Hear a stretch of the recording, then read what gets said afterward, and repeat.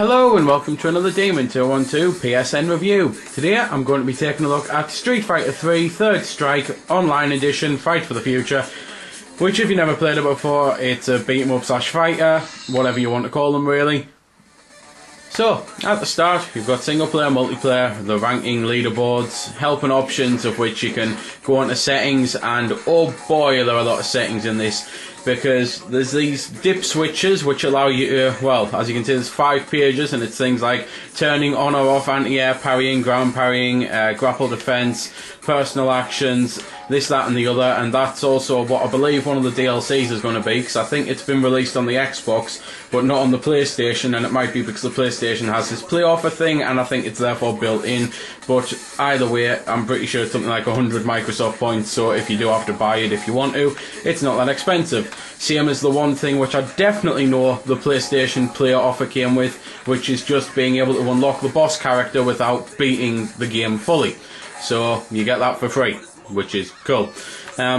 Controls, obviously, you can fully customise, and it's just your standard fighter. They've just changed the names, really, rather than light, medium and strong punch. It's now jab, strong and fierce, etc.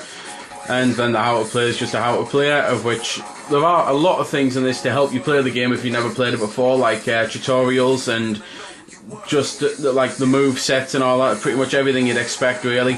The multiplayer you can obviously play online, hence why it's online edition, and you can play tournaments and that, or you can go into local matches, which is what I'm going to be pretty much sticking with for now. Fighter roster, that's pretty much your lot, so 3, 6, 9, 12, 15, 16, so 20 fighters. And I'm personally, if I'm honest, not really a fan of this game. It's the only Street Fighter of the main ones I've never played, and upon buying it, I'm kind of wishing I'd kept with the theme of never playing it, because I pretty much like the characters who have always been there. You know, Ryu's, your Ken's, your Kuma to an extension, like to some point, because obviously he was on a version of Street Fighter 2.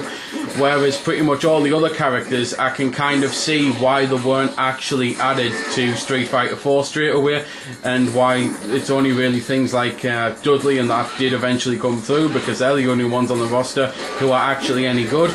There's more characters on this that I absolutely detest than on pretty much any other fighting roster, if I'm honest.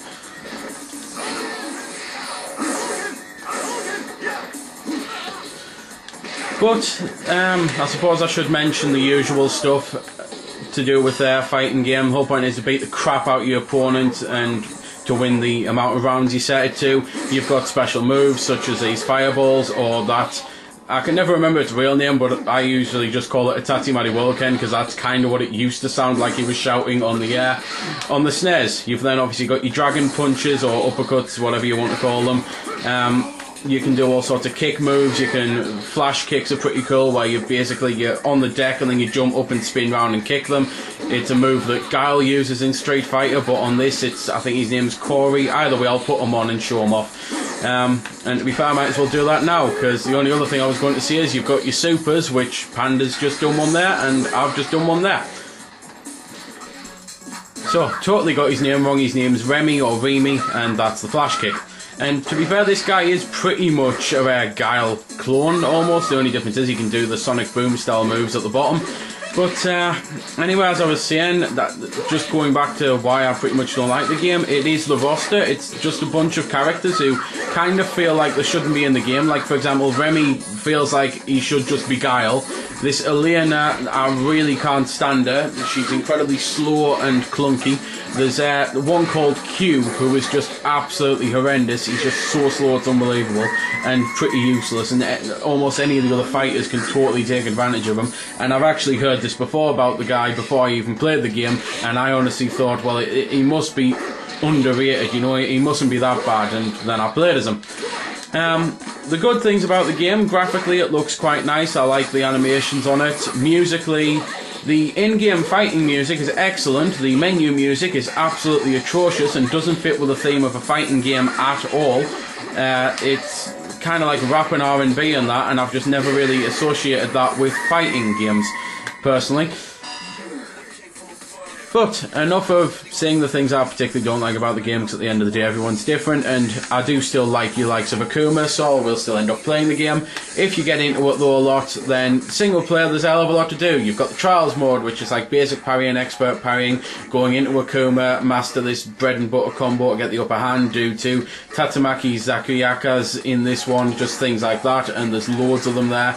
You've then got the training mode, which teaches you how to play the game, obviously. The challenges, things like, well, for arcade, all of these masters here are just simply beat the arcade mode with the characters.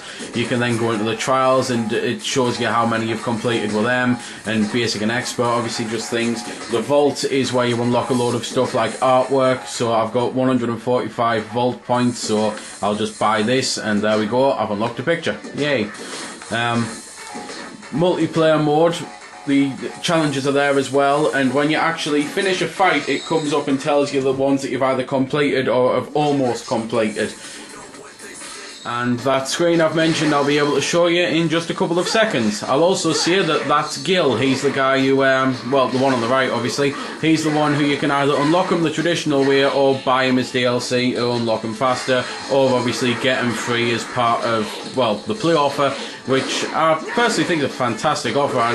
No, I probably shouldn't be mentioning it, because at the end of the day, in a year's time, this is not going to make any sense, but the PlayStation's version of Summer of Arcade really is all it is, and I think it's a fantastic premise that they've adopted. But anyway, here it is. It told me how well I've done with the character, or how poor I've done, where I need to improve, so it's quite good with that. It tells you the things that you've done, the challenges, and how close you are to almost beating them. And it's things like that that really do add a few nice tweaks that I wish other fighters would have. It's just a shame, as I say, that personally I'm really not too keen on the majority of the fighters on it. But pretty much running out of things to say. One thing I can see is what's on the screen here. Obviously, that on the arcade mode you actually get a choice between 2 of who you want to fight in the next round, which is really cool. There are bonuses, which is the only other thing I have got to show off, so I'll shut up, let you listen to some of the in-game fighting music rather than the awful stage music, and then cut into well, a bonus.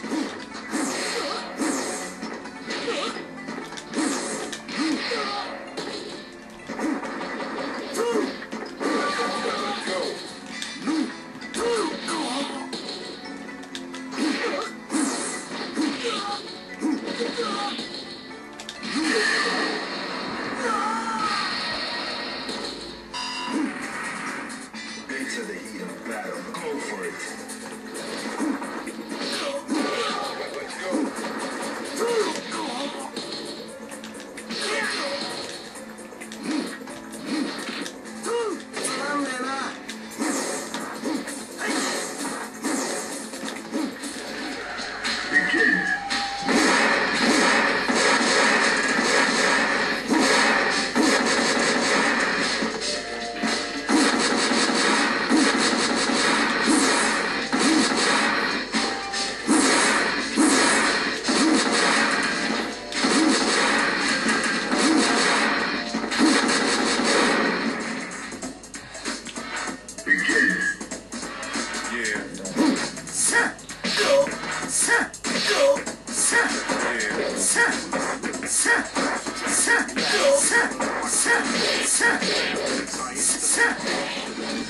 So that was a couple of bonus games, obviously the good old-fashioned Crush the Car, then one that people might know about, which is you have to parry the basketballs, which I'm absolutely useless at, no good at parrying on the game whatsoever. But there's nothing really much I can say about the game. If you like fighters, it's probably worth a go. It's just, as I say, my own personal opinion that I hate the majority of the roster. What I do like is, I love Akuma, have always loved Akuma, and think he plays amazingly well on this, so I'll still play the game, but I'll only choose Akuma, whereas on the other Street Fighters I do at least go for randoms quite a lot and just select the others, because I usually don't mind them, but I just, on this, honestly can't find majority of them playable. So there we go then. That's been the review. I hope you found it helpful. I don't score the games because that's based purely on opinion, so instead I'll leave you to make your own mind up. So thanks for watching, and if you've got any questions about the game that I didn't answer in the vid or that hasn't been answered in the comments, then feel free to ask and I'll help if I can. Also, If you did find it helpful, don't forget to check out my channel because there's plenty more like this up there, and don't forget to subscribe because there'll be plenty more to come as well. So until next time, this has been Demon212, signing off.